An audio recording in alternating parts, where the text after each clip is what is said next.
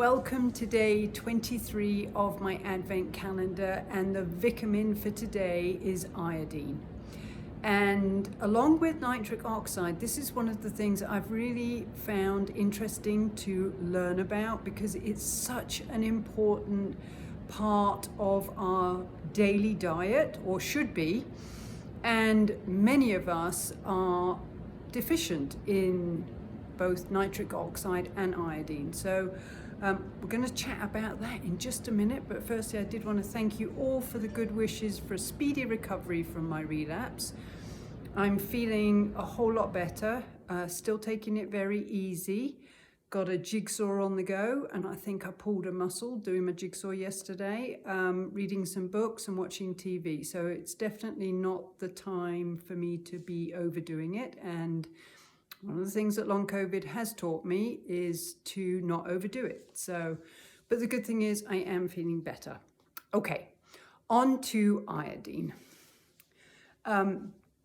Earlier this year, I was very fortunate to do an interview with Dr. David Brownstein.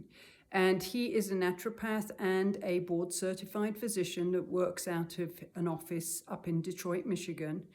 And he was the first person who talked to me about the use of a nebulizer, especially for COVID.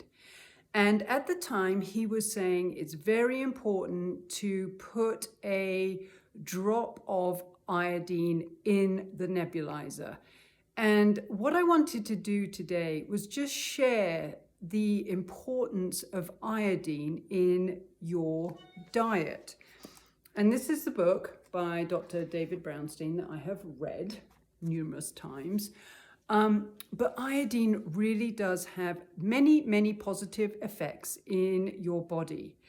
And your white blood cells require iodine to fight infections. And here's something that I did read. No bacteria and no virus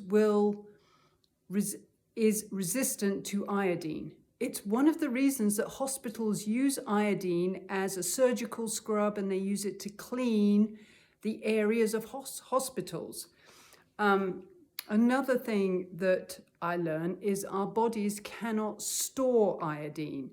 So unless you take it in as a supplement or in your diet, then you can become deficient in iodine between 24 and 72 hours.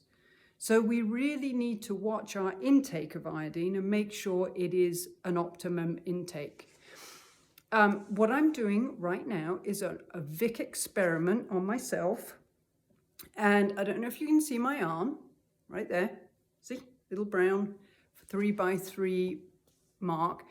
And I did do I did some research, and it was very interesting. They said if you take some iodine and put it on your inner arm, a 3-inch by 3-inch patch, or you can do it on your abdomen or on your thigh, and let it sit there. And if your body absorbs it, it shows that you need to up your intake of iodine. And if it's still there after 24 hours, it means that you have enough iodine in your body. Obviously, it's an at-home test. It's not a medical test. I've got to say that. But it would give you an idea of whether you need iodine. And from everything I've read, there seems to be they call it an iodophobia. So a lot of the medical professions don't really talk about iodine in dietary needs, but it is so important. It really increases your white blood cells' ability to fight infections. It is antibacterial, it's antiparasitic, it's antiviral, it helps prevent fatigue. Here's a big one for long COVID and a lot of females. It helps prevent headaches and migraines.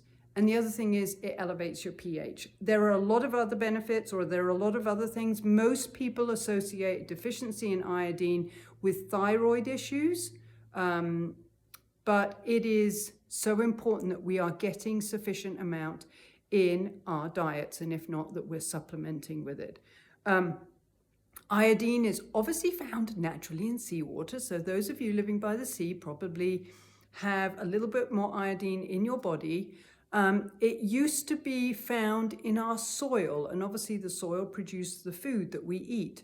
Unfortunately, because of over farming and over production of crops, a lot of our soil now is deficient in iodine. So we do need to watch our intake. Once again, I'm not a medical professional, but I am a dietitian.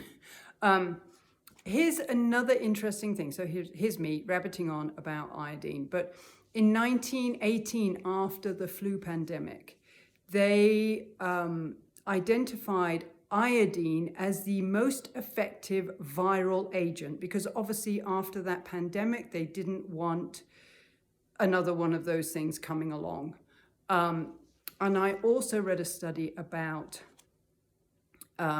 a research performed on mice. And what they did was they misted the air with a virus. And the mice were obviously going to be inhaling this virus, and they put a drop of iodine on these mice, I don't know, on their nose. And none of the mice got sick with the virus. I thought that was really interesting. So anyway, obviously all of this stuff is available. If you are interested, you can delve into it on the internet. But Dr. Brownstein, he recommends putting a drop of iodine in your nebulized solution. Remember, I did my nebulization video. I'm doing my own human experiment here, and I'll get back to you tomorrow and let you know the results. But like I said, it's a really interesting thing. It's something that we don't often think about, and it is very important. There are so many positive effects of iodine. Thank you for watching. Enjoy your day, and I'll see you tomorrow with the results from my iodine experiment.